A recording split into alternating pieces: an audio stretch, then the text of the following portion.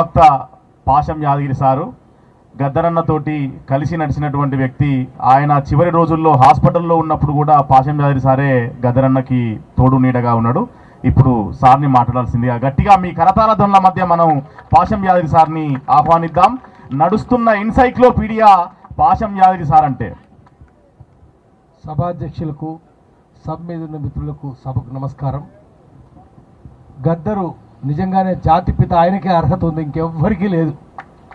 వాళ్ళు చెప్పుకుంటున్న వాళ్ళు కేసీఆర్ పేరు చెప్తున్నారు. ఆయన జాతి పీత. పీత అంటే ఎండ్రికాయ కూడా అవుతుంది, క్రాప్ అంటారు. అది ఎండ్రికాయ కావచ్చు. పెట్టుబడులన్నీ తీసుకొచ్చారు, స్వదేశీ పరిశ్రమలు అన్నీ మూసేసారు. దాంట్లో భాగంగానే చంద్రబాబు నాయుడు ప్రభుత్వం ఆల్విన్ మూసేసిందా లేదా? Chandrababu Naidu IDL, IDPL, Praga tools, republic forge, DBR mill, Netha spin, నాయింజా మిల్, నిజాం షుగర్, సిర్పూర్ కాగర్, అన్ని పరిశ్రమలు మూసేసారు.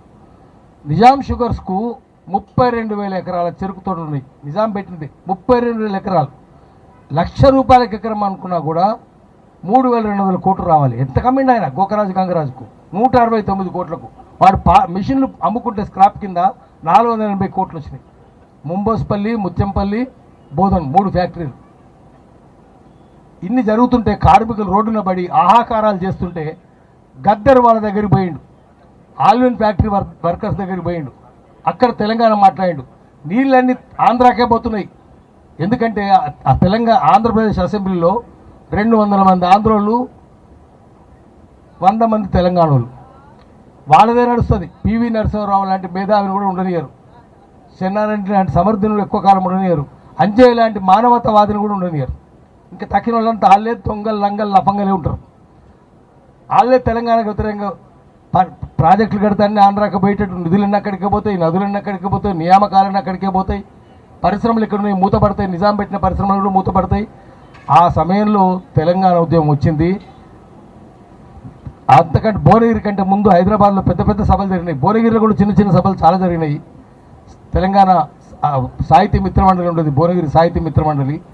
అదేవిధంగా హైదరాబాద్లో జర్నలిస్టులు forum for freedom of expression అని పెట్టుకొని వాళ్ళు అశోక్ టాకీస్లో పెద్ద మీటింగ్ పెట్టిన 95, 96లో అనేక సమావేశాలు జరిగిన తర్వాత భువనగిరి సభ జరిగింది. అది చాలా పెద్ద సభ. ఆ సభలో బెల్లిలలిత అద్భుతంగా పాట పాడింది ఆమె. అందుకని కక్షగట్టి చంద్రబాబు నాయుడు గద్దర్ మీద కాల్పులు జరపడానికి ముందు, ఆ తర్వాత 99లో బెల్లిలలితను 18 ముక్కలు అన్ని చోట్ల గద్దరు పోయిండు. 18 మందిని భువనగిరిలో చంపారు. ఈ బెల్లిలలిత, ఇక్కిరి సిద్ధులు, ముక్కా కరుణాకరు చంద్రబాబు నాయుడే చంపించింది. శ్రీరాములు యాదవ్, ఆజమలిని చంపితే పోయిండు. అక్కడికి పోయి అక్కడే కూర్చున్నాడు. 18 మందిని చంపిరి. ఆ తర్వాత కొనపుర రాములు, కొనపుర సాంబశివుడు, మారోజు వీరన్న ఇవన్నీ చూసినాం. ఇంతమందిని చంపిన వాడు నర్రూప రాక్షసుడు కదా. అప్పుడు ఎక్కడున్నాడు కేసీఆర్? ఎక్కడున్నావు నువ్వు? ఒక్కరోజు వచ్చిండు వాడు ఇంతమంది దగ్గరికి. బెల్లిలలిత 18 ముక్కలు చేస్తే గద్దరు, నేను పోయినాం, గద్దరు పోయిండు, కేశవరావు జాదవ్ వచ్చింది. ప్రతి ముక్క బయటికి తీసాక ఉన్నాడు. అయ్యో నా చెల్లెని ఇంత ముక్కలు నరుకుతారా అని చెప్పి కంట నీరు పెట్టి చిన్న పిల్లగాడు ఏడిచినట్టు ఏడిచిండు. అట్లా ఆయన మానవత్వం ఉన్నది. కేసీఆర్ ఎక్కడుంది తెలుసా? బెల్లిలలిత అంటే తెలుసా ఆయనకు? మారోజు వీరన్ అంటే తెలుసా? ఏమి తెలియదు. ఇక్కిరి సిద్ధులను అడుగుదాం ఎవరని, ఏమి చెప్పడు కేసీఆర్. అడుగుదాం అంటే మందు మీద కాదు, ఓషన్నప్పుడు కూడా అడుగుదాం, చెప్పలేడు. ఇది పూర్వరంగం. ఈ దగాపడిన తెలంగాణ పార్టీ ఎట్లా రాసిండు? గాథ ఇన్నయ్య కష్టపడి నేను ఆయన కలిసి రాసిన దాంట్లో నా పేరు ఉంటుంది. ఆ పుస్తకం రాసి ఏమేమి అన్యాయాలు జరుగుతున్నాయో రాస్తే ఆ పుస్తకం చదివి అయ్యో ఇంత అన్యాయాల దగాపడిన తెలంగాణ. అప్పుడు ఆయన ఈ పాట రాసిన దగాపడిన తెలంగాణ అని. ప్రతి పాటకు ఒక బ్యాక్గ్రౌండ్ ఉంది. ప్రతిదీ చూసి రాసిండు ఆయన తెలంగాణలో ఆయన ఇది పెట్టుకోవడం. ఎందుకంటే జనమంతా 1.5 కోట్ల నుంచి 2 కోట్ల మంది సమ్మక్క సారక్క జాతరకు పోతున్నారు. జనం నమ్మేది ఆదివాసుల జాతర. నేను ఆ దేవత కాదు అని చెప్తే ఎవరు రారని అంట. అది బాధ్యత కాదు. జనంతోనే ఉండి అక్కడున్న ఆదివాసులను మన వైపు తీసుకొని రావాలి. అందుకని ఆయన సమ్మక్క కథ చెప్పిండు, సారక్క కథ చెప్పిండు, వాళ్ళు ఎట్లా చచ్చిపోయారో చెప్పిండు. అందరి గురించి ప్రతిదీ చెప్పుకుంటూ పోయిండు ఆయన. బల్మూరి వెంకన్న కథలు చెప్పిండు. అదే సర్వాయి పాపన్న గురించి చెప్పిండు, దొడ్డి కుమరయ్య గురించి చెప్పిండు.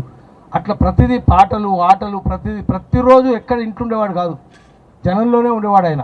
జనం మధ్యలోనే ఉండేవాడు.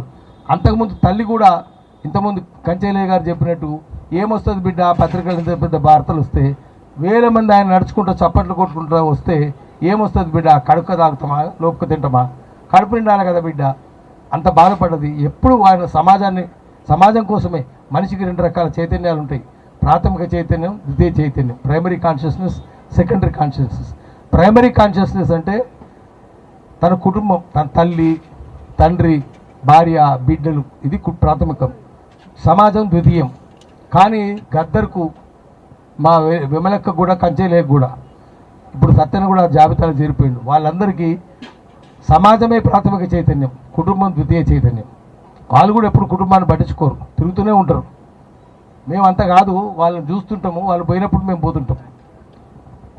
ఈ అట్లా గద్దర్ తిరిగిండు. గద్దర్ మీద 6 తూటాలు కాల్చిండ్రు. ఆయన వేపులో ఉన్న వెన్నుపూసలో ఉన్న తీస్తే పారాప్లేజియా వస్తుంది, పక్షవాతం వస్తుంది, తర్వాత చచ్చిపోతాడు. అందుకని తీయలేకపోయిండు బీరప్ప. నిజమే, చాలా కష్టపడి 6 తూటాలు తీసిండు ఆయన. అనేక మందిని కాపాడిండు వీరప్ప. జయరాజును కాపాడిండు, కౌలందరిని కాపాడిండు, గూడంజయ్యని కాపాడిండు, అనేక మందికి కూడా. చాలా కాలం సాయిబాబా కూడా సేవ చేసిండు. ఇప్పుడు జయరాజు అట్లా ఉన్నాడంటే ఆయనే కారణం. జయరాజు ఎప్పుడు చెప్తుంటాడు, బీరప్ప నా దృష్టిలో దేవుడు ప్రాణం ఇచ్చిండు, బీరప్ప ప్రాణం కాపాడిండు అని చెప్తుంటాడు జయరాజు. మొన్న కూడా ఏ పైసా తీసుకోకుండా సేవ చేసి పంపిస్తాడు. అట్లా అంటే నిజానికి గవర్నమెంట్ ప్రకారం అయితే అట్లా చేయడానికి వీలేదు. ఎందుకంటే ఒక్క పైసా నిమిషకు రాదు గవర్నమెంట్ నుంచి. పేషెంట్ దగ్గర వసూలు చేసి పేషెంట్ ఖర్చు పెట్టాలి. అయినా సరే ఆయన జేబులోంచి పెడుతున్నాడు ఆయన. అట్లా గద్దర్ని కాపాడిండు. అందుకని ఆయన మృత్యుంజయుడు అయ్యిండు. మృత్యుం జయించిండు. 7 రోజులకు మళ్ళీ క్రీస్తు పునరుత్థానం, 7th డే అడ్వెంటిజం అంటారు. చర్చిలు కూడా ఉంటాయి, 7th డే అడ్వెంటిజం చర్చెస్. 7 రోజులకు పునరుత్థానం జరిగింది. గద్దర్ కూడా అంతే, 7 రోజులకు బయటకు వచ్చిండు. ఆయన అందరూ చనిపోతారు అనుకోరు. కాల్చిన పోలీసు వాళ్ళు కూడా చంద్రబాబు నాయుడే చంపింది.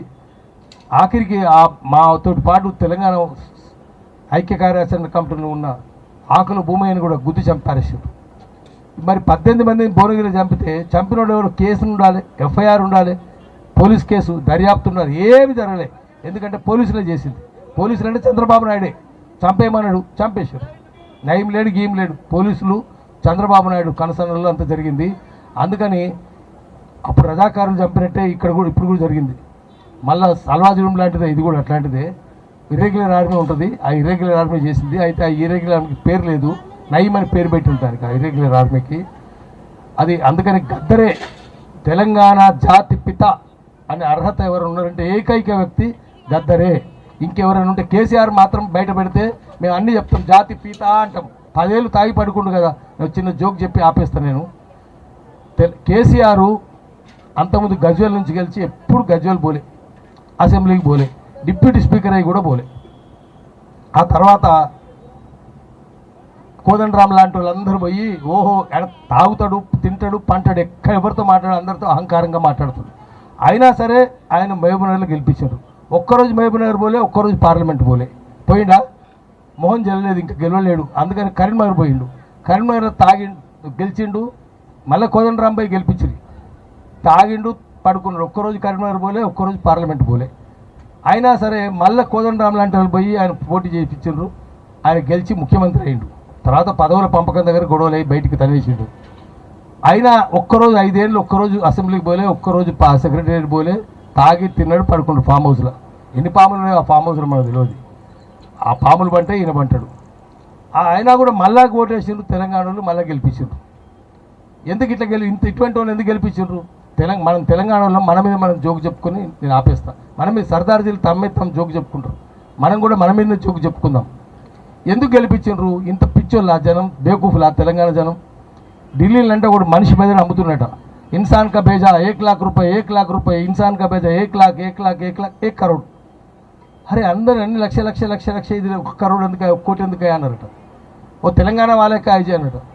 తెలంగాణ వాళ్ళకి గుత్తా మైంగా క్యా హౌ క్యూస్లీ అన్నట. అరే 100 మారుతో 1 నిక్లాజీ, 100 పుర్రెలు కొడితే ఒకరి మీద వెళ్ళిందట. అందుకనే కేసీఆర్ గెలుచుకుంటూ పోయి. అటువంటి కేసీఆర్ జాతిపిత అంటామా మనం నిజంగా పిచ్చోళ్ళమైతే, మెదడు లేని వాళ్ళమైతే జాతిపిత ఒప్పుకోవాలి. లేకపోతే కేసీఆర్ బొమ్మ పెట్టి చిన్నపిల్లలు పట్టుకొచ్చి ఆ బొమ్మ మీద ఉచ్చపోయిన రానాలి, ఆ బొమ్మను తగలబెట్టాలి. కేసీఆర్ జాతిపిత అయ్యే అర్హత లేదు. తెలంగాణకు ద్రోహం చేసిన వ్యక్తి, తెలంగాణ ద్రోహి అని పిలిపిద్దాం. గద్దర్కు జాతిపిత అందాం, కేసీఆర్కు తెలంగాణ ద్రోహి అని పిలుద్దాం. అది సరిగ్గా సరిపోతుంది. అటువంటి అవార్డు ఇస్తేందుకు సత్యంగా ముందుకు వస్తే మేమంతా సత్యాన్ని ఎన్నుకొని మాటిస్తున్నా. నమస్కారం. ధన్యవాదాలు సార్. గద్దరు నేపథ్యాన్ని, ఆయనని జాతిపిత ఎందుకు చేయాలి అనేటటువంటి విషయాల్ని కూలంకషంగా వివరించినటువంటి గద్దర్ గారి సహచరులు పాషం యాదగిరి సార్కి ధన్యవాదాలు తెలియజేస్తూ, మిత్రులారా ఇంకా సేపట్లో మనం లంచ్కు వెళ్ళాల్సి ఉంది. కానీ అంతకంటే ముందు తెలంగాణ పాటల కోయిల మా అక్క